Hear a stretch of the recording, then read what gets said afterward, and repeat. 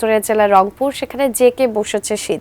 কনকনে ঠান্ডার হিমেল বাতাসের সঙ্গে বৃষ্টির মতো কুয়াশা পড়ছে। এতে রংপুর সহ উত্তরাঞ্চলে মানুষের জীবনযাত্রা স্থবির হয়ে পড়েছে। শীতের খবর আরও জানাচ্ছেন প্রতিনিধি শাহরিয়ার মিম।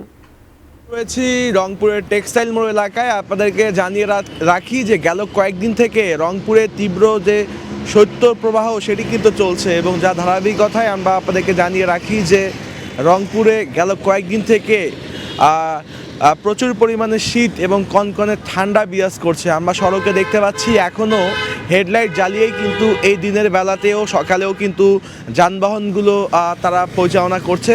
এবং সেই সাথে আপনাদেরকে জানিয়ে রাখি যে গেল কয়েকদিন যাবৎ রংপুরের তাপমাত্রা 14 থেকে 12 ডিগ্রি সেলসিয়াস এর মধ্যে ঘোরাফেরা করছে। এখনকার তাপমাত্রা আমরা দেখতে পাচ্ছি 12 ডিগ্রি সেলসিয়াস।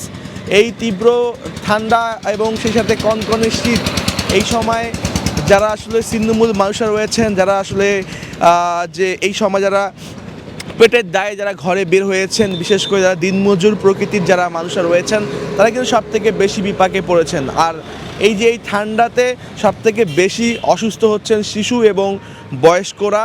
তারা অনেকেই নিউমোনিয়া, জ্বর, সর্দি, কাশি সহ হাসপাতালে ভর্তি হয়েছে রংপুর মেডিকেল কলেজের তথ্য মতে। সব কিছু মিলে এই ঠান্ডা মাত্র শুরু হয়েছে, চলবে আরও বেশ কিছুদিন, এমনটাই কিন্তু জানানো হয়েছে আবহাওয়া অফিসের পক্ষ থেকে। তো রংপুর থেকে এই ছিল আমার কাছে সর্বশেষ খবর।